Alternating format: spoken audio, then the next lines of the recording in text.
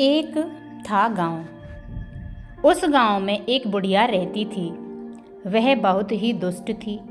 उस बुढ़िया का एक बेटा था और एक बहू। बहू बेचारी बड़ी ही सीधी सादी थी, एक कनपटी मारने पर दूसरी कनपटी आगे करने वाली, और बेटा भी माँ की हर बात मानने वाला। तो होता क्या है कि बेटे को उस गांव में कोई कामकाज नहीं मिलता, तो काम की तलाश में वह दूसरे गांव जाता है। उसे वहां एक अच्छा सा काम मिलता है, लेकिन वहां से उसे हर रोज अपने घर आने के लिए समय नहीं मिलता था। सिर्फ साल में एक बार कुछ दिनों के लिए छुट्टी मिलती थी। वह काम को स्वीकार करता है, लेकिन उसे अपनी पत्नी की बहुत चिंता थी। इसलिए दूसरे दिन काम के लिए वह घर से निकलते वक्त बुढ़िया से कहता है, माँ, मेरी पत्नी को अच्छी तरह संभालना। बुढ़िया कहती है, हाँ बेटा, तुम बिल्कुल भी चिंता ना करना, मैं तुम्हारी पत्नी का अच्छी तरह ख्याल रखूंगी, उसे कोई कष्ट नहीं होने दूंगी। बेटा बेफिक्र होकर काम के लिए दूसरे गांव चला जाता है। बेटे के घर से जाने के बाद अब बुढ़िया का ही राज था। वह बहू को संभालती कहाँ, वह तो उसे जितना हो सके सताना शुरू करती है। स्वयं पैर फैलाकर बैठती है और उससे घर खेत का सारा काम करवाती है। उसे सवेरे पहले उठाती है, खाना पकाना, बर्तन मांजना, पानी भरना आदि काम करवाती है। उसके बाद कभी जंगल में लकड़ियां लाने के लिए भेजती है या खेत का काम करने के लिए। दिन भर उसे कोल्हू की तरह काम करवाती है। उसे थोड़ा भी समय विश्राम के लिए नहीं देती। उसके ऊपर उसे ठीक तरह से खाना भी नहीं देती। कभी कांजी का पानी तो कभी बासी खाना देती थी। बेचारी बहू ये सब कष्ट चुपचाप सहती रहती थी। सास को पलटकर कोई भी जवाब कभी नहीं देती। उसके बताए किसी भी काम को कभी ना नहीं कहती। तो इस तरह ही दिन बीतते हैं और सास को पता चलता है कि बहू गर्भवती है, तो वह संतृप्त हो जाती है। सोचती है, कमाने वाला अकेला बेटा, उसमें एक बच्चा आ गया तो खाने वाला एक मुंह और बढ़ जाएगा। उसके ऊपर बच्चे के जन्म के बाद उसका ख्याल रखने के कारण बहू कोई काम नहीं करेगी, मुझे ही सब करना पड़ेगा। जिस दिन उसे बहू गर्भवती है यह बात मालूम हो जाती है, उस दिन से वह उसे पहले से ज़्यादा सताने लगती है। सास का तकलीफ देना पहले से ज़्यादा बढ़ता है, तो भी बहू उसे उल्टा जवाब नहीं देती। वह चुपचाप उसका बताया काम जैसे भी हो करती है। तो इस तरह कुछ और महीने बीतते हैं। बहू के 9 महीने पूरे होकर उसके प्रसूति होने का समय करीब आ जाता है। उसके पेट में दर्द होने लगता है। बहू प्रसव वेदना से व्याकुल होकर सास से कहती है, माँ जी, लगता है मेरे प्रसूति का समय नज़दीक आ गया है, आप जल्दी धाय माँ को बुला लीजिए। इस पर सास उसको एक नींबू देकर कहती है, तुम्हें धाय की कोई ज़रूरत नहीं है, तुम उस जंगल में जाकर उस नींबू को खाना, तुम्हें प्रसूति हो जाएगी। पर मेरी एक बात सुनो, यदि बेटा हुआ तो ही उसे घर लेकर आना, बेटी हुई तो उसे लेकर यहाँ नहीं आना। बहू बेचारी वेदना से तड़पती रोती सास के बताए उस जंगल में गई और उसने वह नींबू खाया। कुछ ही पल में उसकी प्रसूति हो गई। उसने एक बेटी को जन्म दिया। बहू ने उस बेटी को बड़े प्यार से दुलारा, उसे दूध पिलाया और नींबू खाकर वह पैदा हो गई थी, इसलिए उसका नाम नीबाम्बती रखा। इतना करके उसने किसी पेड़ के तने में कोई खोंकर है क्या इसकी खोज की, तो उसे एक पेड़ का खोंकर मिला। उसने नीबाम्बती बच्ची को उस खोंकर में रखा और उस पेड़ पर रहने वाली चिड़ियों से कहा, चिड़ियों, मेरी बेटी का ध्यान रखना। इतना कह के वह घर वापस आई। जब वह अकेली घर वापस आती है तो बुढ़िया समझ जाती है कि इसने बेटी को जन्म दिया है और वह उसके डर के मारे उसे जंगल छोड़कर आई है। पर वह बुढ़िया बात को पलटती है। वह गांव में शोर मचाती है, मेरी बहू ने बच्चे को खा लिया, मेरी बहू बच्चे खाने वाली डायन है। बहू उसकी बात अनसुनी कर देती है और मन ही मन इस बात से खुश रहती है कि भगवान की कृपा से उसकी बच्ची जिंदा है। अब बहू हर रोज़ ढोर ढंगोरों को चराने के बहाने जंगल में जाती है और अपनी बच्ची को दूध पिलाती है। इस तरह कुछ दिन बीतते हैं। उस पेड़ की खोंकर में नीबामवती धीरे धीरे बड़ी हो जाती है। इस तरह 1 साल गुजरता है और बुढ़िया का बेटा छुट्टी लेकर घर वापस आता है। घर के अंदर प्रवेश करते ही बुढ़िया उससे कहती है, क्या बताऊं तुम्हें बेटा, तुम्हारी यह पत्नी मनुष्य नहीं डायन है, डायन, जिंदा मनुष्य को खाने वाली डायन। तुम्हें एक बेटी हुई थी लेकिन इसने उसे खा लिया। बेटा अपनी माँ के स्वभाव से भली भांति परिचित था। उसने जाना कि यह जरूर उसकी माँ की कोई साजिश है। उसने अपनी पत्नी से उसके बारे में कुछ नहीं कहा। पत्नी ने भी अपने पति को सास की कोई बात नहीं बताई।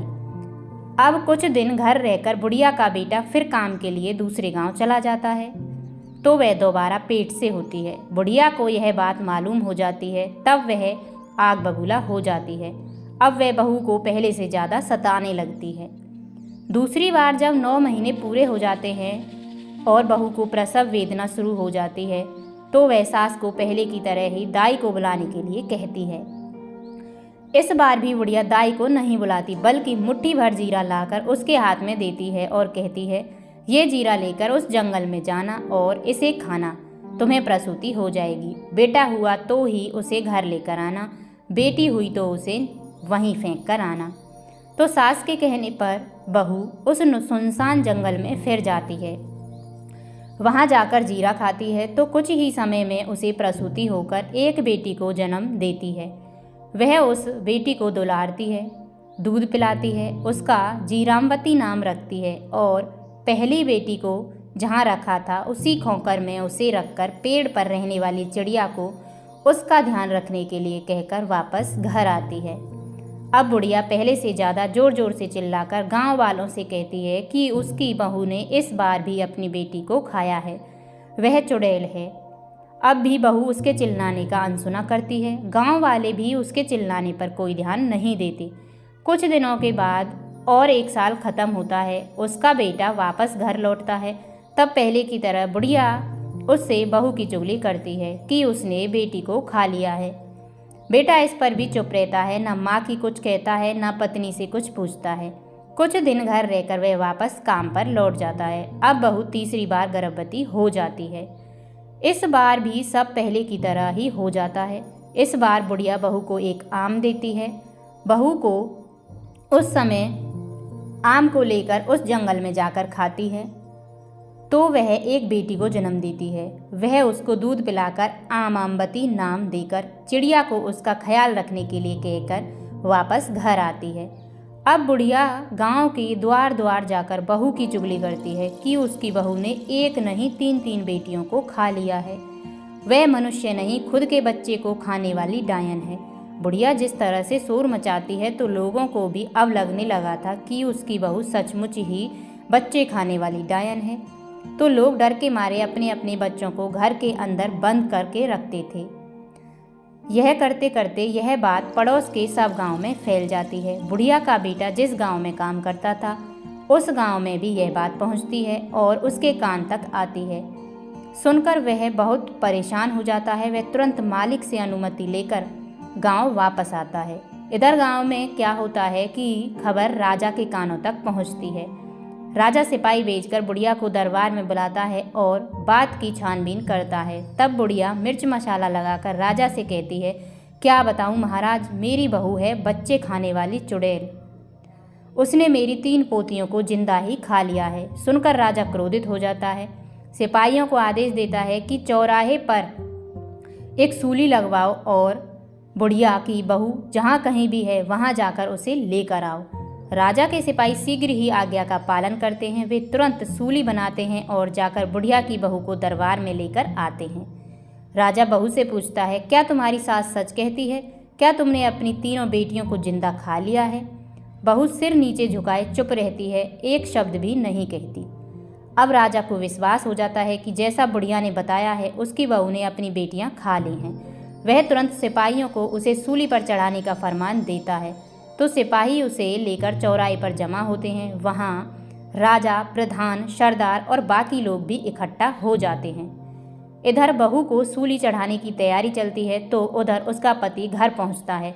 वह देखता है कि घर में माँ और पत्नी नहीं हैं और घर पर ताला लगा हुआ है। वह परेशान होकर पड़ोसियों से पूछता है। पड़ोसी बताते हैं कि दोनों को राजा ने दरबार में बुलाया है। बेटा घबराकर राजा के दरबार की तरफ भागता है। वहां जाकर उसे पता चलता है कि उसकी पत्नी को सूली पर चढ़ाने के लिए चौराहे पर ले गए हैं। वह तेजी से दौड़ता हुआ चौराहे पर पहुंचा तो वह क्या देखता है कि चौराहे पर राजा, प्रधान, सिपाही और सारी प्रजा इकट्ठा हुई है और कुछ ही पल में उसकी पत्नी को सूली चढ़ाया जाने वाला है।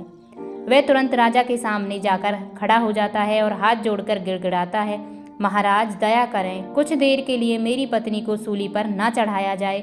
मुझे एक बार अपनी माँ और पत्नी से सच बात पूछने दीजिए। यदि मेरी पत्नी अपराधी है तो मैं खुद कहूँगा कि उसे सूली पर चढ़ाएं। राजा सिपाहियों को कुछ देर के लिए सूली पर चढ़ाना रोकने का आदेश देता है। अब बेटा माँ से पूछता है, माँ भगवान के लिए सच बताओ। लेकिन बुढ़िया उसे झूठ ही बताती है कि उसकी पत्नी ने तीनों बेटियां खा ली हैं। अब बेटा पत्नी से पूछता है, तुम्हें मेरी कसम, मुझे सच बताओ। पत्नी आरंभ से अंत तक की सारी बातें पति को बताती है, लेकिन कोई भी उसकी बातों को सच मानने के लिए तैयार नहीं होता। तब वह कहती है, सच्चाई क्या है आप अपनी आँखों से ही देखिए। और वह गाने लगती है, नीबाम्बती मेरी प्यारी बिटियारी, संकट में मेरी रक्षा करना। जीराम्बती मेरी बिटियारी, संकट में मेरी रक्षा करना। आमाम्बती मेरी बिटियारी, संकट में मेरी रक्षा करना। बहू का गाना खत्म होने की देर तीनों बच्चियां जंगल से दौड़ दौड़ कर वहाँ आ जाती हैं और अपनी माँ से चिपक जाती हैं। उन बच्चियों को देखकर बुढ़िया के बेटे को सच का पता चलता है। राजा भी सच समझ जाता है, सारे लोग भी सच जान लेते हैं। राजा क्रोधित होकर बुढ़िया से पूछता है, अब तो बता बुढ़िया, सच क्या है। राजा के तेवर देखकर बुढ़िया को कपकपी छूटती है। उसे सच बताना ही पड़ता है। सच बात जानकर राजा ने जो सूली बुढ़िया के बहू के लिए चढ़ाने के लिए बनाई थी उस पर बुढ़िया को ही चढ़ाता है। उसके बाद वह बुढ़िया के बेटे से कहता है, तुम्हें अब काम के लिए दूसरे गांव जाने की ज़रूरत नहीं है। तुम इसी गांव में काम दूंगा मैं तुम्हें। तुम अपनी पत्नी और बच्चियों को लेकर सुख से यहाँ रहना। बुढ़िया का बेटा हाथ जोड़कर कहता है, आपकी बड़ी कृपा हुई महाराज। उसके बाद वह अपनी पत्नी और बच्चियों को लेकर घर आ जाता है। राजा अपने दिए हुए वचन के अनुसार 2-4 दिन में बुढ़िया के बेटे को अपने राज्य में एक अच्छी सी नौकरी देता है। वह बड़ी ईमानदारी से उस नौकरी को करता है और अपनी पत्नी तथा तीनों बेटियों के साथ सुख शांति से जीवन बिताता है।